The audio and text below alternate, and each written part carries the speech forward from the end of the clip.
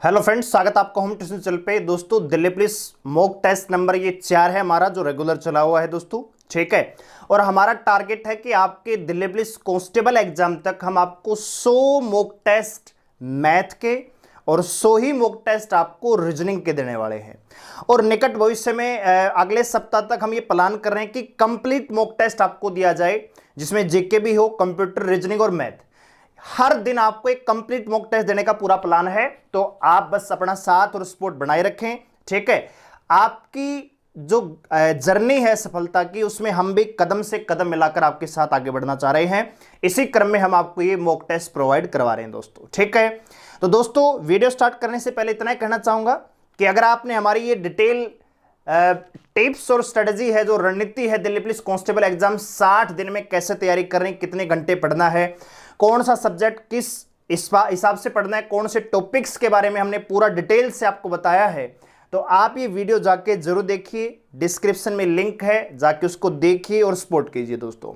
और बताई हुई रणनीति पर अमल भी आपको करना है, क्योंकि 60 दिन का समय है और कंपटीशन आपका 30 लाख विद्यार्थियों से है। तो जाहिर सी बात है इतना आसान तो नहीं होगा, ठीक है। तो चलिए स्टार्ट करते हैं आज का ये मॉक टेस्ट। पहला क्वेश्चन है, देखो दोस्तों एक चीज और मैं बताना चाहता हूं कि हमारा मकसद यहां पे रेलगाड़ी की तरह नहीं चलना है कि जो मेट्रो बुलेट ट्रेन में क्वेश्चन दिखाया आंसर, क्वेश्चन दिखाया आंसर। हम चलते बिल्कुल आराम से, एक एक क्वेश्चन आपको यहां पे केवल प्रैक्टिस नहीं, आपको बहुत सारी समझ भी यहां पे विकसित हो रही होगी दोस्तों, ठीक है। तो पेशेंस के साथ आपको ये मॉक टेस्ट अटेम्प्ट करना है, ध्यान से देखना है, ठीक है। आप चाहो तो हर क्वेश्चन पर वीडियो को पॉज कर सकते हो, खुद का स्कोर भी आप चेक कर सकते हो कि 15 में से कितना स्कोर आप कर रहे हो, और हमें कमेंट करके जरूर बताएं कि आपने 15 में से कितना स्कोर यहां पे किया दोस्तों। तो लेते हैं पहला क्वेश्चन। कह रहा है कि एक रेलगाड़ी एक समान चाल से 122 मीटर लंबे प्लेटफॉर्म को 17 सेकंड में, 210 मीटर लंबे पुल को 25 सेकंड में पार करती है, तो रेलगाड़ी की चाल क्या है। डायरेक्ट कर सकता हूं कि एक रेलगाड़ी 122 मीटर प्लेटफॉर्म है, उसको तो 17 सेकंड में पार करती है, और 210 मीटर जो पुल है उसको 25 सेकंड में पार करती है। इसका मतलब यह है कि रेलगाड़ी 122 मीटर चलने में 17 सेकंड लेती है, जबकि 210 मीटर चलने में 25 सेकंड का समय लेती है। मैं कह सकता हूं कि यहां पे 88 मीटर चलने में 8 सेकंड का टाइम लेती है, यस और नो। तो यहां पे मैं रेलगाड़ी की स्पीड निकाल सकता हूं, 11 मीटर पर सेकंड आ जाएगी। यानी कि ये जो ट्रेन है 1 सेकंड में 11 मीटर चलती है, तो दोस्तों 17 सेकंड में कितना चली होगी, या आप इसके अकॉर्डिंग भी कर सकते हो या इसके अकॉर्डिंग भी कर सकते हो। तो भाई आ जाएगा 11 7 77 और 11 7 77 और 187 मीटर, ठीक। अच्छा, आपसे पूछा क्या है, रेलगाड़ी की चाल पूछिए, तो रेलगाड़ी की चाल जो है 11 मीटर पर सेकंड आ गई। किलोमीटर में बदलने के लिए 18/5 से गुणा कर देंगे, तो यह आएगा 198/5। कैलकुलेट करेंगे, 5 15, ठीक है, 5 45, 39.6 किलोमीटर पर आवर इसकी स्पीड आ जाती है। रेलगाड़ी की लंबाई पूछे तो भाई 187 मीटर टोटल चल रही है, ये 17 सेकंड में 187 मीटर टोटल चल रही है, जिसमें 122 मीटर का पुल है, तो रेलगाड़ी की लंबाई हम निकाल देंगे, कितनी आ जाएगी 7 में, यानी 65 मीटर की लंबाई है ट्रेन की, ठीक है। तो आप ये भी निकाल सकते हो। आगे बढ़ते अगले क्वेश्चन पर। तो अगला क्वेश्चन आपको स्क्रीन पर नजर आ रहा है। कह रहा है कि एक व्यक्ति कार्य को 150 दिनों में पूरा करने का ठेका लेता है दोस्तों। उसने शुरुआत में 200 आदमियों को नियुक्त किया और 50 दिन के बाद जाके चेक किया कि 1/4 काम ही अभी कंप्लीट हुआ है, तो शेष काम को निर्धारित समय में करने के लिए कितने अतिरिक्त आदमियों को लगाने की आवश्यकता यहां पे पड़ेगी दोस्तों।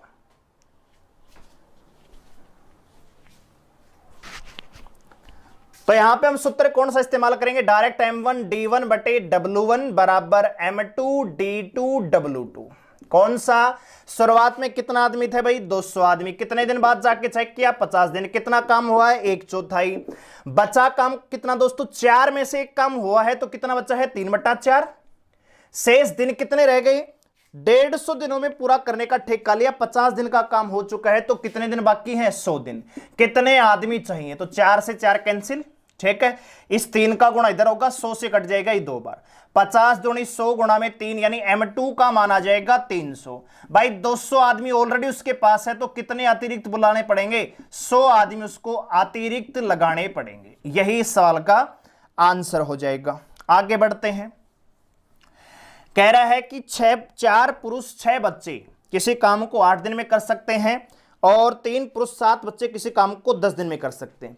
इसका मतलब यह हुआ कि 4 पुरुष और 6 बच्चों का 8 दिन का काम 3 पुरुष और 7 बच्चों के 10 दिन के काम के क्या है, बराबर है। तो दोनों को बराबर रखेंगे तो इधर हो जाएगा क्या दोस्तों, 8 का गुणा करेंगे 4m गुणा में 6 चाइल्ड से, तो आएगा आपका 32 मैन प्लस में 48 चाइल्ड। भाई 8 का गुणा 4 में 32, 8 छेंगे 48, इधर 30 मैन प्लस में 70 चाइल्ड। ये मैन इधर आएगा कितना हो जाएगा, 2 मैन, इधर कितना आएगा 48, घटाएंगे 70 में से 22 चाइल्ड, यानी एक आदमी का काम 11 बच्चों के बराबर है। मैन बटे चाइल्ड कर सकता हूं 1/11, यस और नो, यानी एक आदमी जितना काम करता है ना उतना काम करने के लिए 11 बच्चों की आवश्यकता पड़ती है। तो दोस्तों आप मुझे ये बताइए कि शुरुआत में आदमी कितने हैं, 4 पुरुष और 6 बच्चे हैं।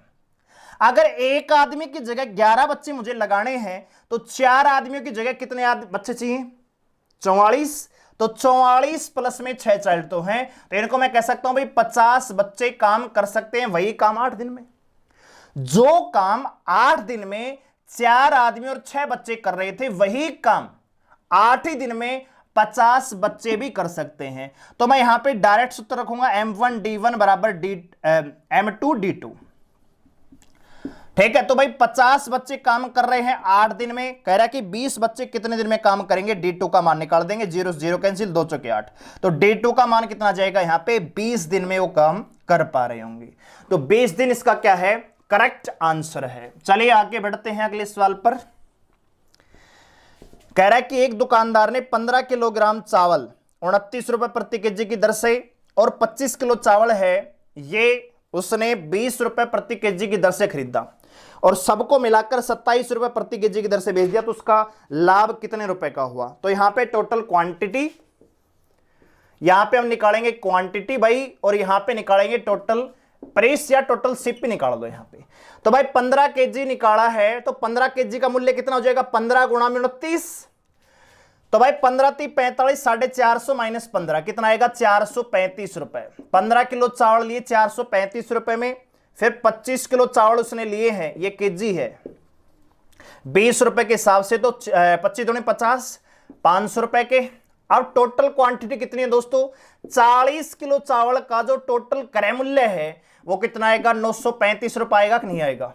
इस 40 रुपए प्रति केजी चावल को, ये क्या है उसका सीपी क्रय मूल्य टोटल, इस टोटल चावल को कुल मिलाकर दोस्तों उसने 27 रुपए के हिसाब से बेच दिया।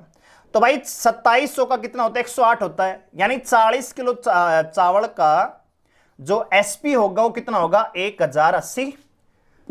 लाभ निकाल दीजिए, 10 में 5 गई 5, 7 में 4 गई 3, 145 रुपए का उसको लाभ होगा। ऑप्शन डी सवाल का आंसर हो जाएगा। ठीक है दोस्तों, समझ में आ रहा है तो वीडियो को लाइक कीजिए, शेयर कीजिए और सब्सक्राइब कीजिए इसी प्रकार की वीडियोज को पाने के लिए। आगे बढ़ते अगले सवाल पर।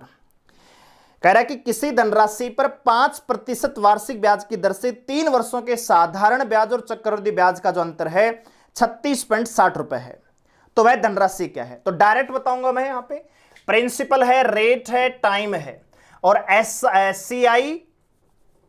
सीआई और एसआई का आपको अंतर दे रखा है। कितना दे रखा है दोस्तों, 36.60 रुपए। टाइम आपके पास कितना है, 3 वर्ष का। रेट क्या है, 5% वार्षिक। तो दोस्तों परसेंट को हम बदलेंगे, 1/20 आएगा। ये क्या होता है दोस्तों, ए होता है। अगर ये ए है दोस्तों तो जो आपका सीआईएसआई का अंतर है ना दोस्तों, 3a प्लस में 1 होता है। अंतर क्या होता है, सीआईएसआई का अंतर क्या होता है, 3a प्लस में 1। अगर यहां पे 2 साल होता टाइम तो होता है 2a + 1, और जो प्रिंसिपल होता है वो a का क्यूब होता है। तो बात बताइए, ये अगर आपको डिटेल में पढ़ना है तो पेड कोर्स में आइए, अब इतना डिटेल में आपको बताऊंगा तो फिर बहुत ज्यादा टाइम लग जाएगा। ठीक है दोस्तों, तो प्रिंसिपल हमेशा 1 क्यूब होता है, तो प्रिंसिपल कितना हो जाएगा, 20 का क्यूब 8000 मान लेते हैं, और यहां पे अंतर कितना आएगा 20 या 60 61 61 यूनिट बराबर है कितने के 36.60 के। एक यूनिट का मान कितना आएगा, काटेंगे यहां पे 6 से कट जाएगा तो 6.06 ही आएगा, तो 4800 रुपए, यानी 4800 रुपए इसका क्या आ जाएगा, प्रिंसिपल आ जाएगा। डायरेक्ट कीजिए, ठीक है। आप ट्री कई बच्चे क्या करेंगे, ट्री बनाएंगे, इसमें ट्री बनाने की आवश्यकता नहीं है, डायरेक्ट आपको पता होना चाहिए, सीधे एक लाइन में सोल्व कर दीजिए। ये तो मैंने इसलिए लिखा आपको, फिर भी मैं समझा रहा हूं। नंबर डायरेक्ट करता है यहां पे 61 यूनिट डायरेक्ट करता है यहां पे, ठीक है। चलिए, एक व्यक्ति ने एक घोड़ा 15% लाभ पर बेचा, तो मान लेते हैं वस्तु का क्रय मूल्य, घोड़े का क्रय मूल्य कितना है 100 रुपए, सिप्पी कितना है 100 रुपए, कितने पर बेचा 115 रुपए में बेचा होगा। भाई 100 रुपए उसका क्रय मूल्य है, तो 15% के लाभ पर बेचा, तो एसपी कितना रहा होगा 115 रुपए। अब क्या कह रहा है, वो कल्पना कर रहा है कि यदि उसने इस घोड़े को 25% कम में खरीदा होता, अभी कितने में खरीदा है 100 रुपए में, 25% कम में खरीदा होता तो सीपी कितना होता 75 रुपए, और 32% के लाभ पर बेचता, कब, जब उसे 600 रुपए कम में बेचा होता तो 32% का लाभ करता। तो दोस्तों यहां पे आप यहां पे निकालेंगे, यहां पे 75 का 32%, तो 75 का 132/100 करेंगे, ठीक है, तो क्या आएगा 99 रुपए। ये एसपी फर्स्ट है आपका, ये एसपी सेकंड है, ठीक है। ये ओरिजिनल एसपी है, ये कल्पना के आधार पे है कि कह रहा है कि इसी घोड़े को अगर वो 600 रुपए कम में खरीदता, 600 रुपए कम में बेचा होता तो उसे 32% का लाभ होता, कब, यदि क्रय मूल्य 25% कम होता। क्लियर हो गया। तो यहां पे कितने का अंतर है दोस्तों, 16 का अंतर है। 16 यूनिट बराबर है कितना कम बेचा है दोस्तों 600 के। एक यूनिट का मान आएगा 600/16, गुणा में पूछा क्या है आपसे सीपी, तो गुणा में 100 कर देंगे। 4 चौक 16, 4 दूनी 8 25, यहां पे आएगा 4 एकम 4, 4 पंजे 20, 15 5 75, 7 3750 रुपए, ठीक है। यही इसका क्या आ जाएगा, क्रय मूल्य आ जाएगा, ठीक है। तो उम्मीद करता हूं आपको समझ में आया होगा, ठीक है। आगे बढ़ते हैं, क्या कह रहा है भाई, एक संख्या x को 289 से भाग देने पर 18 शेष बचता है, यदि उसी संख्या को 17 से भाग दे तो y शेष बचता है, तो y का मान क्या होगा। तो आप मुझे बताइए क्या संख्या क्या होगी, पहले तो संख्या बताइए। तो संख्या क्या 289 x प्लस में 18 नहीं होगी, बिल्कुल होगी। क्यों, भाजक गुणा में भागफल प्लस में शेषफल ही तो संख्या होती है। तो कह रहा है कि कोई संख्या है, उसको 289 से भाग देने पर 18 शेष बचता है, तो संख्या क्या होगी 289 x प्लस में 18 होगी। अब कह रहा है किसी को 17 से भाग दे तो शेष क्या बचेगा। तो आप जानते हैं 289 17 का मल्टीपल है, तो ये तो 0 हो गया। तो आपको डायरेक्ट किस में भाग देना 18 में, तो शेषफल क्या बचेगा दोस्तों 1। यानी मैं आपको डिटेल बता रहा था, आपको डायरेक्ट ही आप देखिए कि जिस संख्या से पहले भाग दिया गया वो दोबारा दी जाने वाली, जो भाग दिया जा रहा है जिस संख्या से दोबारा, क्या उसका मल्टीपल है, बिल्कुल। तो आप डायरेक्ट रिमाइंडर से भाग दीजिए। 289 यहां पे 17 का मल्टीपल है, तो हमने डायरेक्ट 18 में भाग दिया 17 का, ठीक है। तो आपको डायरेक्ट करना है।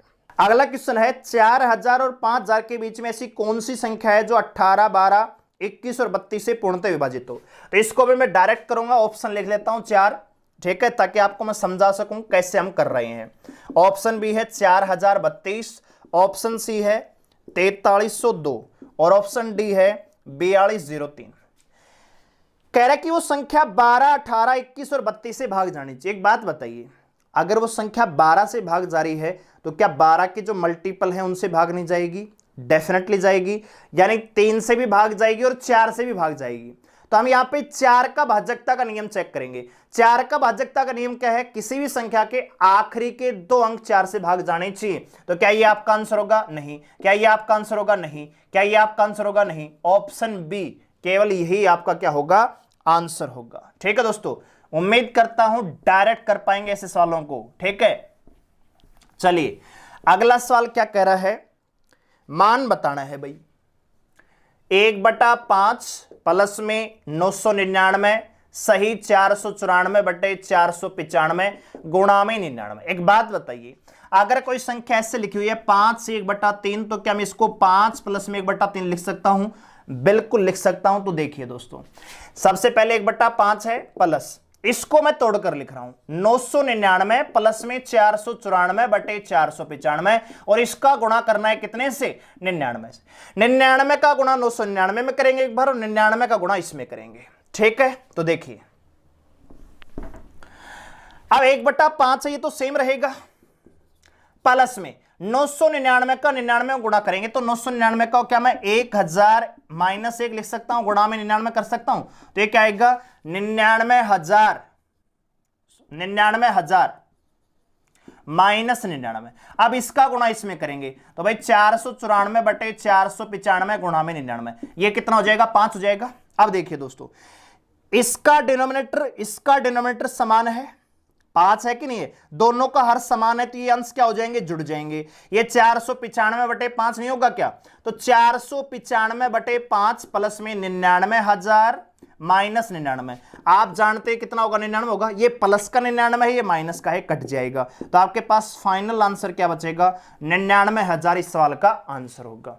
क्लियर है, डिटेल से मैंने बताया है, उम्मीद करता हूं आपको समझ में आया होगा। आगे बढ़ते हैं अगले सवाल पर। अब अगला सवाल है, ये सिंप्लीफिकेशन से है, तो संख्याओं को ध्यान से देखें तो ऊपर 5.71 3 बार गुणा है, फिर माइनस का निशान है, 2.79 3 बार गुणा है, प्लस में 5.71, यानी यहां पे डायरेक्ट आप ऑब्जर्व करें तो आपको ये नजर आ रहा है a cube minus B cube बटे है ए स्क्वायर प्लस में बी स्क्वायर प्लस में ए बी। जब आप इसको ओपन करेंगे तो क्या आएगा दोस्तों, a माइनस बी, और एक तरफ आएगा ए स्क्वायर प्लस में बी स्क्वायर प्लस में ए बी, और बटे में क्या है दोस्तों, ए स्क्वायर प्लस में बी स्क्वायर प्लस में ए बी। तो आप जानते हैं ये तो कट ही जाएगा, तो बचेगा क्या आपके पास 5.71 माइनस 2.79, तो आपके पास आंसर बचेगा 2.92। ठीक है, यही सवाल का क्या है, परम सत्य आंसर है। ठीक है, उम्मीद करता हूं समझ में आया होगा। आगे बढ़ते हैं, अगला सवाल भी सर्ट्स इंडाइसिस से है, तो इस सवाल को थोड़ा सा मैं डिटेल में बताना चाहूंगा। ठीक है, ध्यान से देखेंगे बस आप। ये √5 है, एक एक को मैं ओपन कर रहा हूं, पहले √5 बटे है √3 प्लस में √2, रेशनलाइजेशन करेंगे हर का परिमेयकरण, तो √3 माइनस √2 बटे √3 माइनस √2, तो ये तो क्या हो जाएगा, 1 हो जाएगा, तो इसको कैलकुलेट करने की आवश्यकता नहीं है। 5 का गुणा 3 में, तो √15, यहां पे √10। ठीक है, समझ रहे होंगे आप। आगे अगले क्वेश्चन में क्या है, 3√3 बटे क्या है √5 प्लस में √2, गुणा करेंगे √5 माइनस √2 बटे √5 माइनस √2, तो आप जानते हैं 5 माइनस 2 3 हो जाएगा, तो बटे में 3 आएगा। इधर क्या आएगा दोस्तों, 3√15 माइनस 3√6 बटे क्या आएगा 3।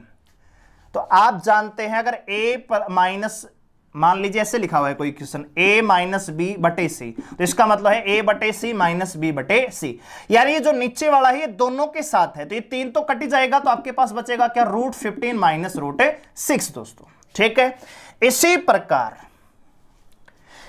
प्रकार आखिरी वाली जो है ये 2√2 बटे में √5 प्लस में √3 है, तो इसका करेंगे तो √5 माइनस √3 बटे √5 माइनस √3, तो ये बटे क्या आएगा, 2 आएगा, तो 2 तो डायरेक्ट कट ही जाएगा, तो आएगा √10 माइनस √6, इसका डायरेक्ट ही कैलकुलेशन मैंने कर दिया। अब देखिए दोस्तों, रख दीजिए, ये क्या है, √15 माइनस √10 है। ठीक है, अब आगे माइनस का निशान है, तो इनके सिंबल चेंज हो जाएंगे, माइनस का √15 आएगा और ये प्लस का √6 हो जाएगा। फिर प्लस का निशान है, तो ये सिंबल सेम रहेंगे, प्लस का √10 और माइनस का √6। अब क्या देख पा रहे हैं यहाँ पे, 15 से 15, 10 से 10, 6 से 6 कट जाएगा, तो आंसर क्या बचेगा, 0। तो 0 इस सवाल का क्या होगा, आंसर होगा दोस्तों। ठीक है, आगे बढ़ते हैं अगले सवाल पर। अब अगला सवाल है, ये कह रहा है कि औसत का क्वेश्चन है, ध्यान से देखिए, वीडियो को पॉज कीजिए और इस सवाल का आंसर आप हमें कमेंट सेक्शन में बताइए। ठीक है दोस्तों, ये सवाल आपके लिए दे दिया मैंने। आगे बढ़ते हैं, कह रहा है कि 3 संख्याओं का औसत है वो 77 है, पहली संख्या दूसरी की दुगनी और दूसरी संख्या तीसरी की दुगनी, तो पहली संख्या क्या है। तो दोस्तों 3 संख्याएं हैं, पहली, दूसरी और तीसरी। कह रहा है कि पहली जो संख्या है वो दूसरी की दुगनी है और दूसरी संख्या है वो तीसरी की दुगनी है, तो तीसरी संख्या को अगर मैं 1 मान लेता हूं तो दूसरी क्या होगी, इसकी दुगनी 2, तो ये क्या होगी 4 होगी, ये इसकी भी दुगनी है। अब देखिए दोस्तों, कह रहा है कि तीनों संख्याओं का जो औसत है वो 77 है। तो मैं यहां पे तीनों संख्याओं का कुल योग निकाल रहा हूं। तो कुल योग क्या आएगा, 77 गुणा में 3 आएगा, तो 3 7 21 2 और 3 7 21 और 2 23, 231 आएगा।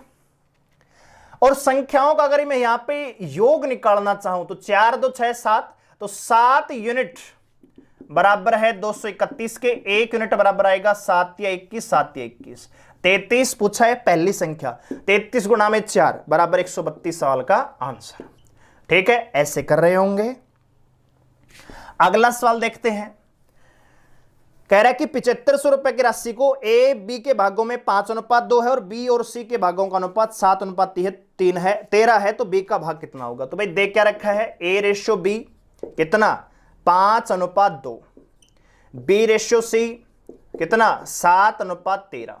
तो हम A ratio B ratio C इतना नहीं निकालेंगे, आप चाहो तो निकाल भी लो, चलो ए बी से निकाल लेते हैं। तो ए का मान कितना आएगा दोस्तों, A ratio B ratio C निकाला तो 7 पंजे 35, बी का कितना आएगा 7 दूनी 14 और सी का कितना आएगा 13 दूनी 26। कट रहा है तो काट दीजिए, नहीं कोई दिक्कत वाली बात नहीं। बी की राशि पूछे तो बी का राशि आएगा 14 बटे, यह आएगा आपका 61 और 4 65 75 और गुणा में 7500। ठीक है, तो ये 1400 रुपया आ जाएगा। बी की राशि कितनी है दोस्तों 1400। ठीक है, आगे बढ़ते हैं और लेते हैं आज की आखिरी सवाल। आपकी स्क्रीन पर आपको नजर आ रहा है, जरा ध्यान से देखिए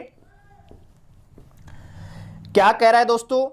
एक मशीन की कीमत 6250 रुपए है, उस कीमत में पहले वर्ष 10%, दूसरे वर्ष 20% और तीसरे वर्ष 30% की कमी आ जाती है। 3 वर्ष के बाद उस मशीन की कीमत कितनी रह जाएगी।